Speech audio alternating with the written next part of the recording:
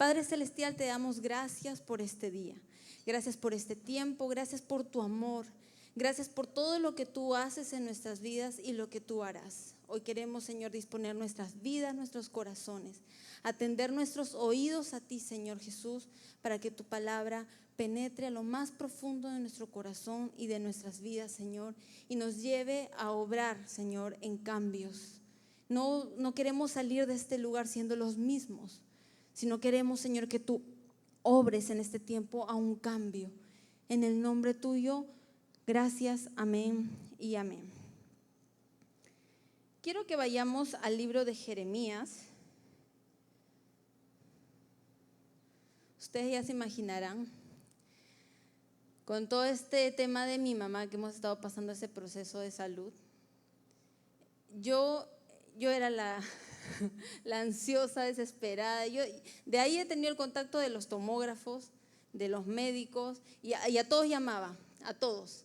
Les daba los resultados, les decía, o pásenme los resultados. Habían resultados que incluso yo los tenía antes que mis papás, imagínense, porque llamaba a una chica que es amiga, no sé si me considerará amiga ella, ¿no? Porque tanto que la molestaba, para saber qué cosas decían los resultados y cómo se interpreta y cómo se soluciona eso. Entonces yo todo ya quería saber, yo ya quería toda la solución. Entonces yo venía angustiada donde mi hermana Fara a contarle, lloraba, me desesperaba, esto, todo, un drama. Y ella me miraba, ay, tranquila Diana, no, tranquila, no es nada, vas a ver que están equivocados. No, tranquilo, me da ganas de pegarle. No, pero yo tengo todas las pruebas. Y ella me decía, tranquila, tranquila. Y entonces ahí no me queda otra que recurrir a mi otra hermana, que ella está en Lima. Y creo que más era lo que yo la preocupaba, porque encima desde Lima, ¿qué podía hacer? No podía hacer nada. Y trataba ella es como Carla, mi hermana la mayor, es como el intermedio entre Far y yo, ¿no? Es más neutra, ¿no? Como que tampoco es así como, todo está bien, tranquila, el mundo se está cayendo. No se está cayendo, no pasa nada. Mi hermana Fara es de las que hay temblor y no sale. Prefiere seguir durmiendo bueno, ya pasará, ¿no? De algo nos moriremos algún día, ¿no? Que se le caiga la pared encima, no importa. Yo soy la que salga así corriendo, el perro, que la niña, que Hernán, vamos, que apure. Yo soy así. Esa soy yo. Esa es la mixtura que tienen mis papás de hijas. Jeremías 1:11 dice, 11 y 12. Como habían publicado, la enseñanza se llama ¿qué ves? 11 al 12 dice, la palabra de Jehová vino a mí diciendo, ¿qué ves tú, Jeremías? Y dije, veo una vara de almendro. Y me dijo Jehová, bien has visto, porque yo apresuro mi palabra para ponerla por obra. La vara de almendro o el árbol, ahí está mi hermana, ¿eh? Ella es la paz en persona. La vara de almendro o el árbol de almendro es muy reconocido en Israel y se conoce como el vigilante de invierno. Estuve más o menos ahí averiguando sobre eso. Se conoce como el vigilante de invierno. ¿Por qué? Porque este florece en enero, en épocas allá en Israel que es invierno. Cuando todas las plantas, todos los árboles están secos, ahí florece la vara de almendro o el árbol de almendro. Su florecer anuncia para el pueblo de Israel un despertar nuevo en medio de una temporada fría y de oscuridad. Yo les quiero preguntar, ¿cuántos de ustedes, o de nosotros, me incluyo, estamos viviendo o hemos estado viviendo un invierno frío y de oscuridad en nuestras vidas? ¿Cuántos? Levanten su manito. Yo creo que todos. Por angas o por mangas, como se dice, todos estamos pasando o padeciendo algún momento o algún tipo de invierno en nuestras vidas. Y en medio de ello, Dios te está preguntando, ¿qué ves? Voltea a la persona que tienes a tu lado y dile, ¿qué cosa estás viendo en tu invierno de vida? ¿Qué ves?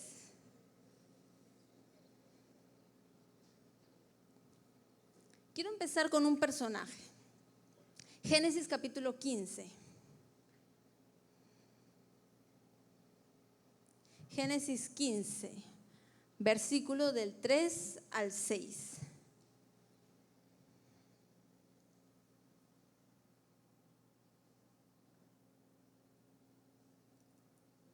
Dice así, dijo también Abraham, el personaje que vamos a hablar es Abraham.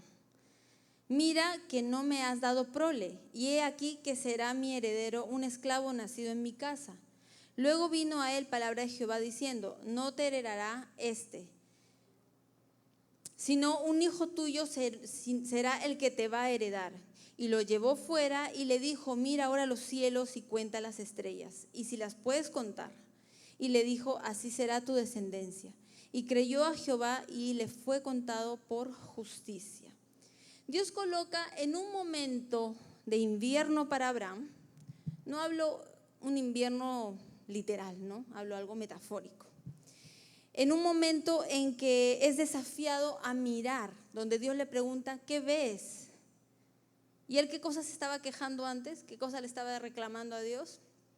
No tengo hijos, ya estoy viejo, no tengo prole, no tengo hijos, no tengo descendencia. Y voy a tener que ver la forma de que un criado mío tenga un hijo y yo adoptarlo. Pero no tengo un hijo propio. Eso se estaba quejando. Dios, es como que Abraham estaba en ese momento como diciéndole a Dios, ¿no?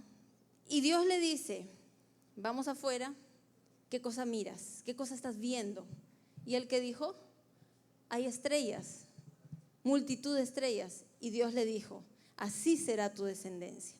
A una persona estéril, a una persona que no tiene hijos, a una persona que está anciana encima, de pronto que te digan, mira las estrellas, así van a ser tu descendencia, o sea, como que, bueno, yo creo que Dios me está hablando de una forma metafórica, ¿no? Yo creo que Dios está hablándome de, no un hijo directo mío, pero casualmente él como que reclamaba eso. Y Dios le dice, ¿qué cosa ves? Multitudes de estrellas a los que Dios menciona o llama descendencia para Abraham. Génesis 22 sigue la historia o sigue el relato. Génesis 22, versículo del 2 al 14. Dice, y dijo, toma ahora tu hijo, tu único Isaac. ¿Qué significa eso? Que finalmente Dios le concedió el milagro. Tuvo a su hijo, un hijo de él y de su esposa, Isaac. Y Dios ahí le dice, tómalo a quien amas y vete a tierra de Moriab y ofrécelo ahí en holocausto sobre uno de los montes que yo te diré. Y Abraham se levantó muy de mañana y enalbardó su asno y tomó consigo 2 siervos suyos y a Isaac su hijo. Cortó la leña para el holocausto, se levantó y fue al lugar que Dios le dijo. Al tercer día alzó Abraham sus ojos y vio el lugar de lejos. Entonces dijo Abraham a sus siervos, esperad aquí con el asno, y yo y el muchacho iremos hasta ahí y adoraremos y volveremos a vosotros. Tomó Abraham la leña, el holocausto, la puso sobre Isaac su hijo, y él tomó en su mano el fuego, el cuchillo, y fueron ambos juntos. Entonces habló Isaac a Abraham su padre, y dijo, Padre mío. Y él respondió, heme aquí mi hijo. Y le dijo, he aquí el fuego y la leña, mas ¿dónde está el cordero para el holocausto?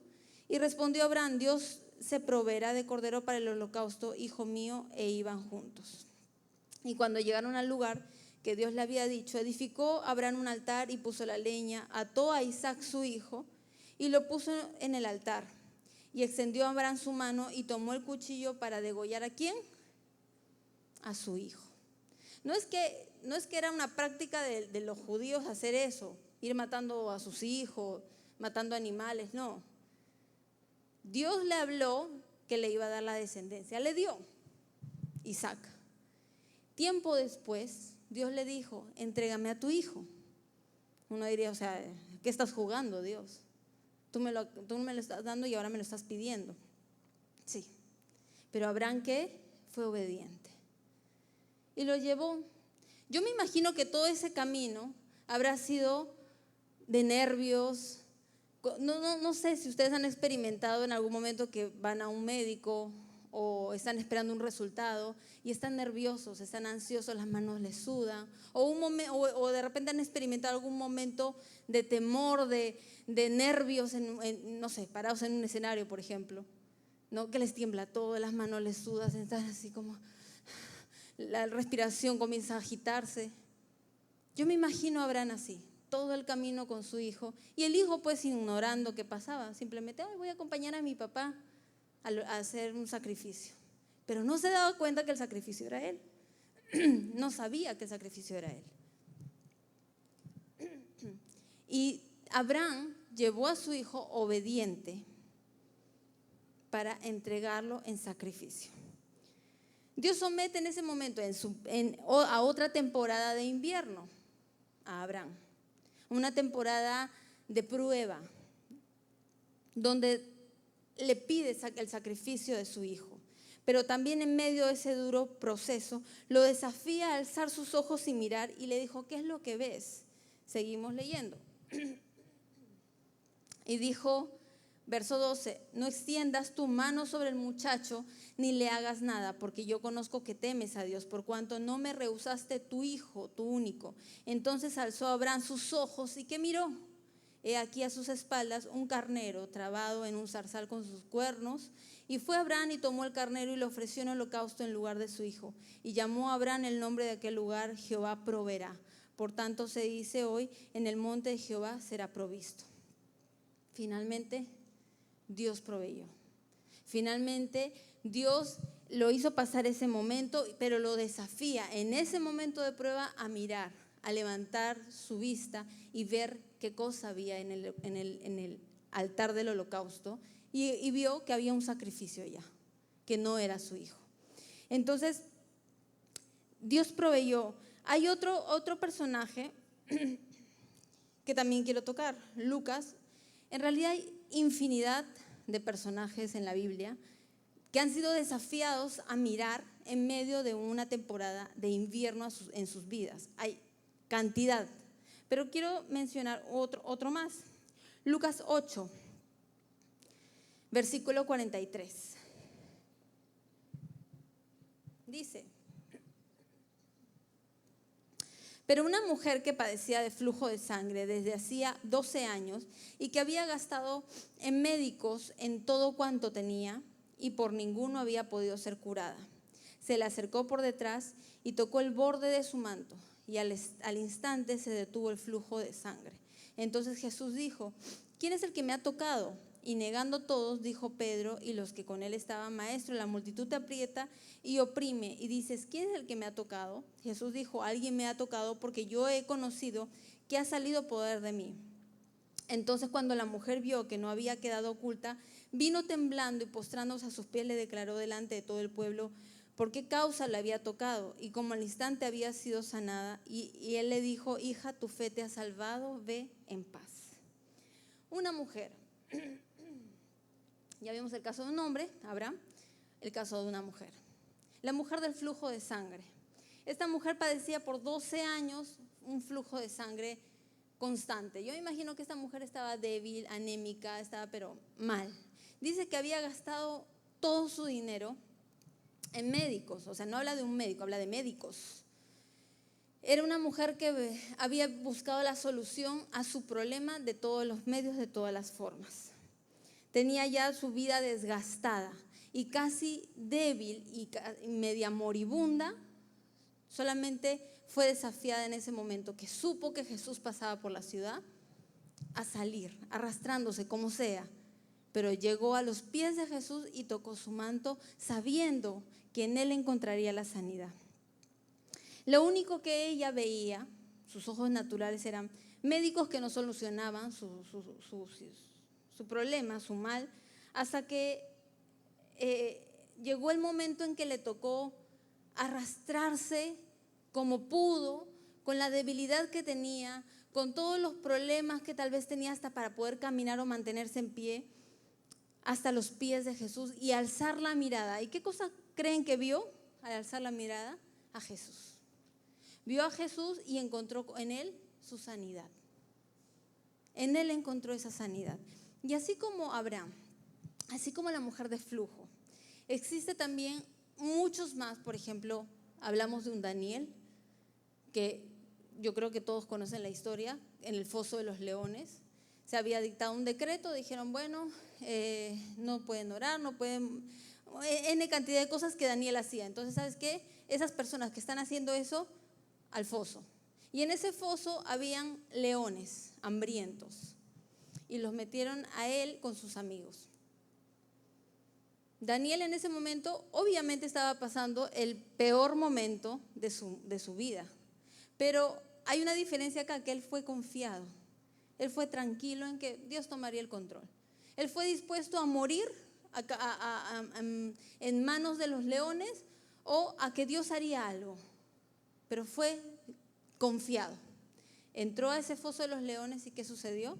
Al día siguiente, cuando el rey viene desesperado, quiero ver a Daniel porque lo quería, por favor ábrame el foso.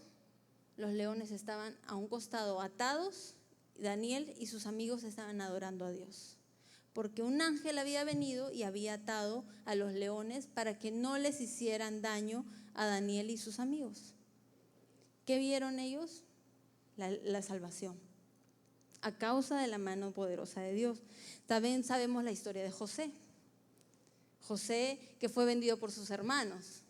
¿No? Es una historia así como que cada vez que yo la leo da cólera, ¿no? O sea, José no tenía por qué recibir tanto odio de sus hermanos, pero bueno, estos le tenían celos, infinidad de cosas que pasaría por su cabeza de ellos, y lo vendieron. Lo volvieron esclavo, se lo llevaron, lo tomaron preso porque lo metieron a la cárcel, y él en la cárcel, ¿qué podría decir? Me han vendido, mis hermanos, nadie me quiere. Toda mi vida es una desgracia. Todo lo que estoy viviendo es lo peor, es mi invierno más crudo. Y ahí en la cárcel, ¿qué sucedió? Dios lo desafía a mirar. ¿Qué vio? Que un día, porque empezó a ser consejero, desde la cárcel empezó a manifestar o profetizar sueños, ¿no? Que pasaba, o que tenían muchos ahí en la cárcel, y aún empezó también por el rey. Y dijeron, o el rey mandó que lo saquen de la cárcel y lo pongan como cerca a él, lo más cerca que pudieran de él. Y de pronto lo convierten ¿en qué? En el segundo al mando de todo el imperio de egipcio. De pronto se convirtió en un rey. De ser vendido, de estar en la cárcel, ahora era un rey. También conocemos una historia que solamente creo que mucha gente recuerda en ciertas fechas, incluida Navidad. La historia de María. María, la madre de Jesús. Una adolescente que estaba comprometida, la ilusión de, ay, me voy a casar, ay, mi vestido va a ser así, ay, no sé qué. ¿No? Como yo cuando me iba a casar. Ay, voy a poner caballos para que entren con mi esposo ahí. Ya saben la historia. Ya les he contado la historia. Pero hay gente que no sabe, ¿verdad? ¿Quieren que les cuente?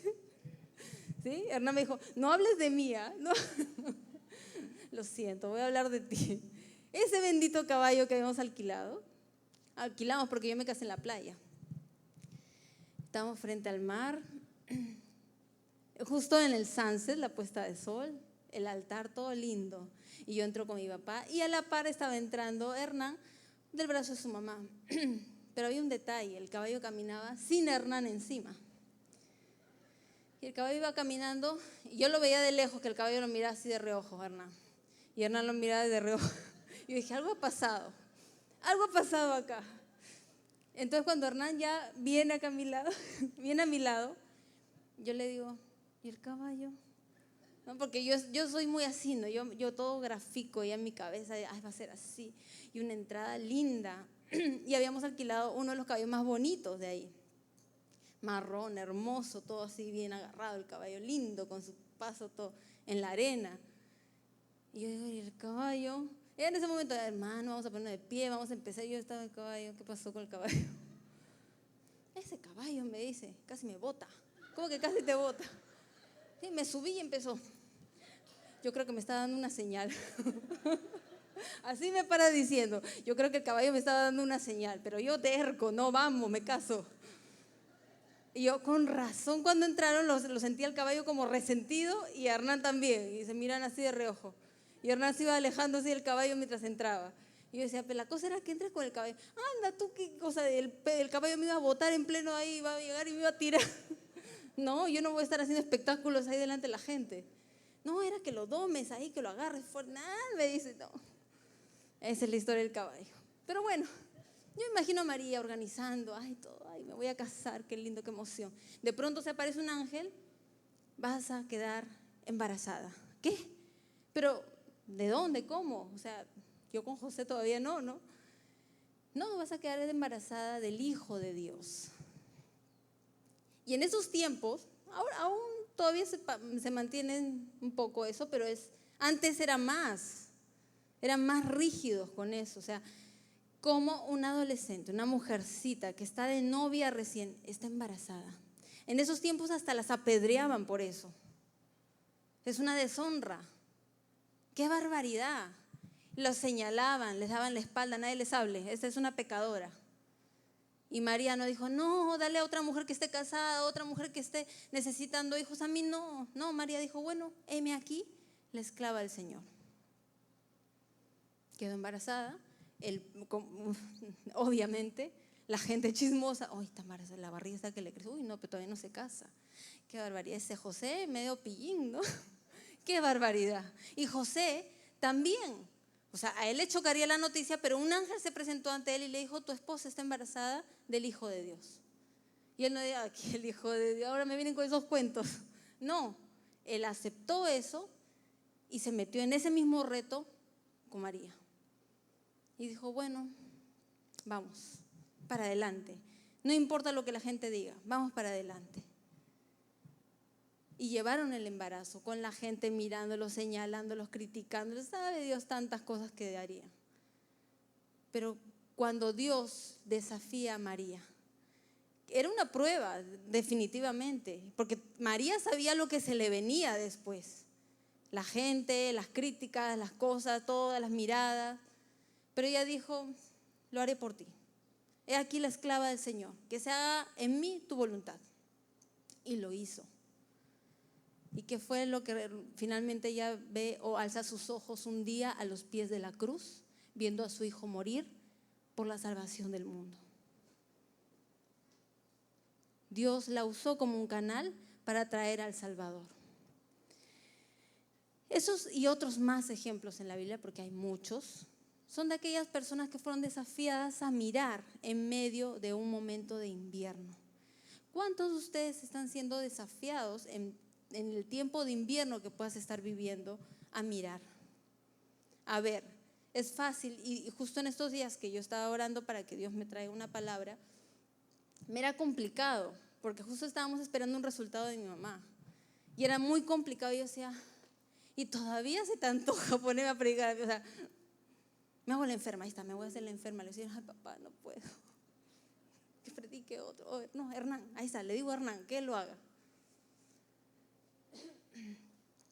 Pero para mí fue complicado, se me hacía un nudo en el estómago. Yo decía, no, eran las salidas a sacar a mi perro, eran de medio orar y llorar en el parque. La gente diría, esta está loca. ¿No? ¿Qué hace llorando en el parque? Yo lloraba así en el parque, Dios, dame la palabra, porque no tengo, estoy vacía, ahorita no tengo nada, no sé qué cosa voy a hablar, estoy preocupada, tengo ansiedad, tengo todo junto. A mí me da ansiedad hasta porque la mosca voló. Entonces yo, ay Dios mío, ¿por qué? Dáselo a Fara, porque Fara es tranquila y es paz. Yo no. Entonces yo, ¿qué hablo? Ya, voy a orar. Y me ponía a orar para ver la predica y terminaba llorando y llorando. Y yo, no puedo. Y un día de lo que estoy sacando a mi perro pues jala demasiado.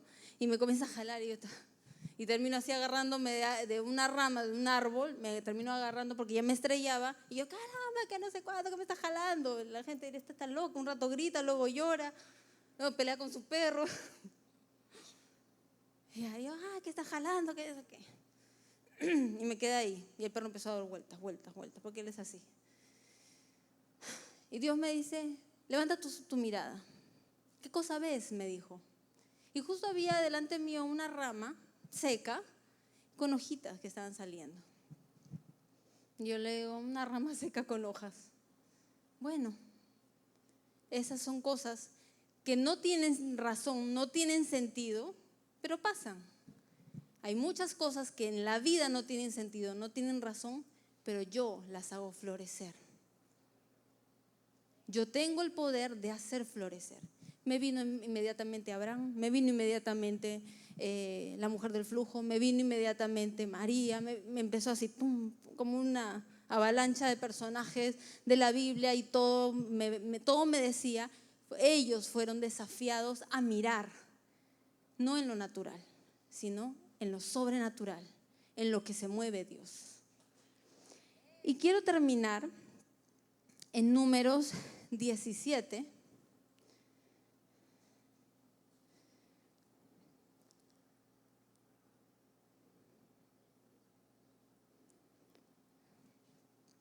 Números 17, verso del 4 al 8, que fue una de las palabras que Dios inmediatamente también, ahí mientras estaba en el parque, con mi perro y con las cosas de los otros perros por ahí regadas que no recoge la gente, me puse a llorar.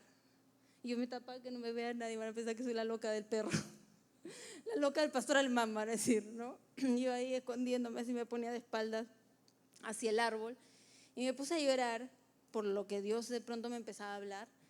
Y se me vino esta palabra, Números 17, versículo del 4 al 8. Dice, y las pondrás en el tabernáculo de reunión, delante del testimonio, donde yo me manifestaré a vosotros. Y florecerá la vara del varón que yo escoja. Y haré cesar de delante de mí las quejas de los hijos de Israel, como con que murmuran contra vosotros. Y Moisés habló a los hijos de Israel y todos los príncipes de ellos le dieron una vara. En total 12 varas. Y la vara de Aarón estaba entre las varas de ellos. Y Moisés puso las varas delante de Jehová en el tabernáculo de testimonio. Y aconteció, verso 8, que el día siguiente vino Moisés al tabernáculo de testimonio, y he aquí que la vara de Aarón de la casa de Leví había reverdecido, y echado flores, y arrojado renuevos, y producido almendras. Una vara, una rama seca, muerta, de pronto dio fruto.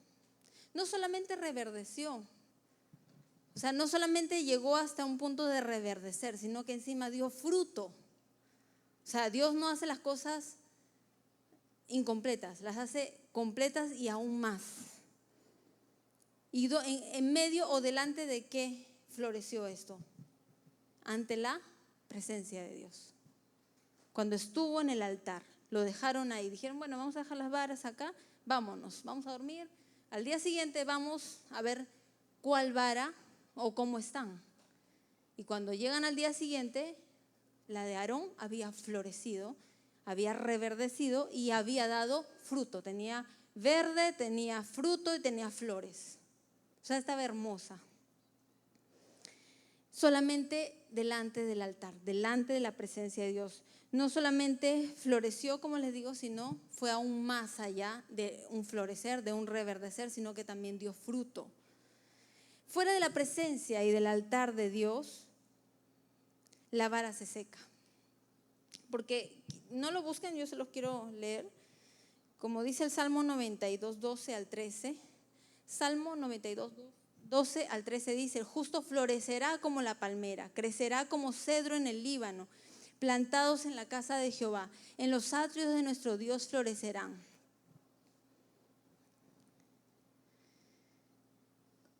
Como dice ahí, que acabo de leer, el justo florecerá delante de los atrios de Dios. Ante la presencia de Dios va a haber 100% seguridad que vas a reverdecer, 100% seguridad de que vas a florecer, que vas a producir fruto, solamente ante la presencia de Dios.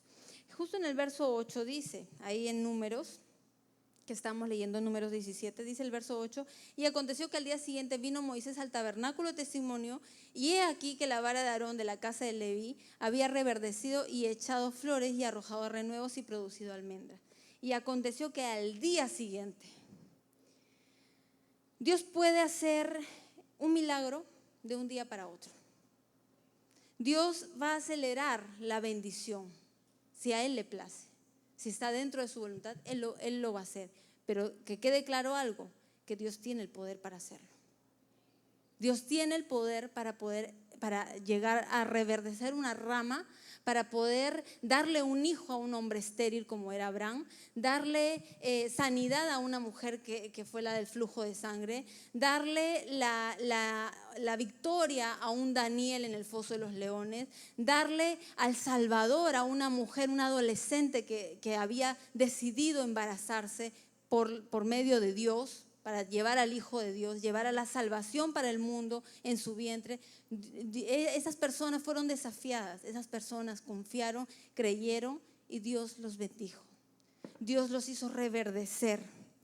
Yo te pregunto entonces, y nuevamente pregúntale al que está a tu lado, ¿qué cosa ves en tu vida? ¿Qué estás viendo en tu vida? Lo que tú ves, eso determina el cambio en tu vida a futuro. ¿Qué ves en tus hijos? Porque para algunos de repente su vida está bien. O los problemas no son tan bravos, ¿no? Son manejables. Pero para algunos los hijos puede ser un problema que estén pasando. Sobre todo si son adolescentes, porque es la edad más brava. O jóvenes. ¿Qué cosas ves en tu vida? ¿Ves un futuro? ¿Qué ves en la vida de tus hijos? Quizás los hijos se están descarriando. ¿Y qué cosas estás viendo? Más problemas, situaciones difíciles, incómodas. Pero en medio de eso, Dios se glorifica. Si tú eso lo pones delante de la presencia de Dios, si tú decides poner a tus hijos, decides poner tu familia, decides poner tu salud, decides poner tu vida misma delante de la presencia de Dios, ahí ten la seguridad que tu vida va a reverdecer. Que tu vida va a dar fruto. Deja que Dios abra tus ojos y que te haga ver con fe que algo Él hará y tu vida va a reverdecer como aquella vara de Aarón. Amén. Quiero que den un fuerte aplauso para la presencia de Dios.